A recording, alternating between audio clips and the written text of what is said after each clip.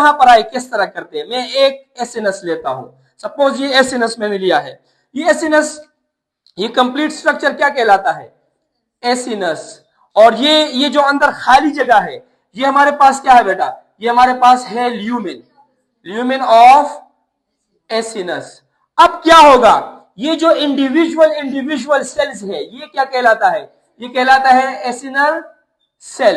अब इस एसिनल सेल में क्या होगा, इस एसिनल सेल में आपको पता है, इस सेल के अंदर स्ट्रॉन्ग जो हमारे पास एंडोप्लाज्मिक रेटिकुलम है वो होगा, अपना न्यूक्लियस होगा, गोल्जी बॉडीज होगी, और ये उनका इस्तेमाल करके आपके पास एंजाइम्स बनाएगा। क्या बनाएगा, एंजाइम्स बनाएगा। और वो एंजाइम्स यहां पर इन सेल्स में से निकलेगा, कहां पर आएगा बेटा, इस ल्यूमेन में आएगा। और ये सारे इस एंजाइम्स को क्या करेंगे बेटा, ल्यूमेन में भेजेंगे। और फिर ल्यूमेन से ये जिस डक्ट में जाएगा, उस डक्ट को हम क्या कहते हैं, इंटरकेलेटेड डक्ट। Very good. जो हमारे पास इस ल्यूमेन से डक्ट निकला है बेटा, इसको हम कहते हैं इंटरकेलेटेड डक्ट। और जब ये इंटरकेलेटेड डक्ट यहां से बाहर निकल जाए तो एक मेन डक्ट होता है, यहां पर ये आ गया इंटरकेलेटेड डक्ट में। इंटरकेलेटेड डक्ट से जब ये, इसका भी इंटरकेलेटेड डक्ट है, इसका भी इंटरकेलेटेड डक्ट है, फिर ये डक्ट ओपन होगा इनटू अनदर डक्ट, और उस डक्ट को हम क्या कहते हैं, उस डक्ट को हम कहते हैं इंटरलोब्यूलर डक्ट। इसको हम क्या कहते हैं बेटा, इसको हम कहते हैं इंटरलोब्यूलर डक्ट। फिर से सुने, जो एकाइनर सेल्स है, इसने सिंथेसाइज किया किसको, एंजाइम को। वो एंजाइम गया कहां पर, ल्यूमेन ऑफ एसिनस।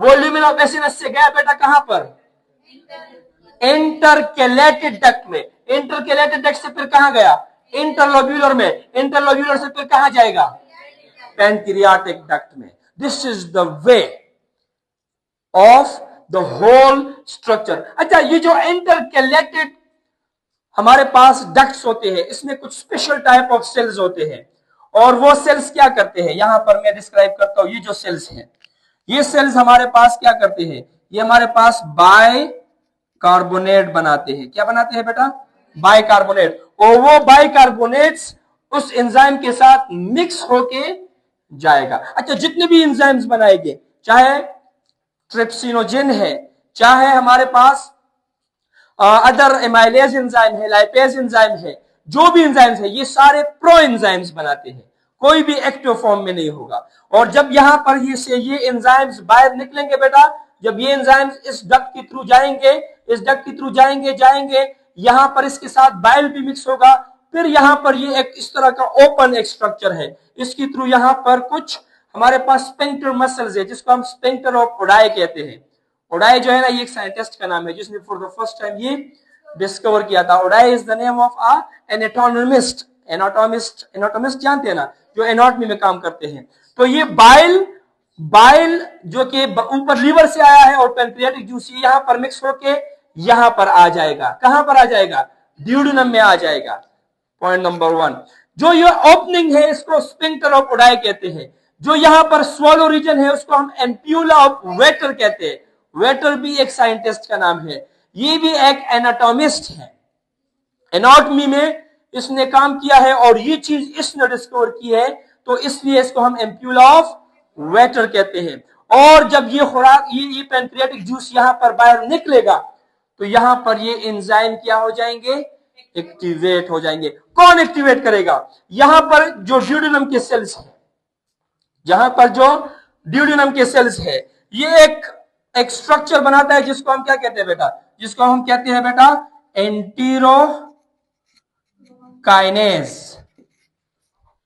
एंटीरोकाइनेज बनाता है, ठीक है ना। और ये एंटीरोकाइनेज क्या करता है, सबसे पहले जब यहां पर ट्रिप्सिन आएगा, क्या आएगा बेटा, ट्रिप्सिन आएगा ना,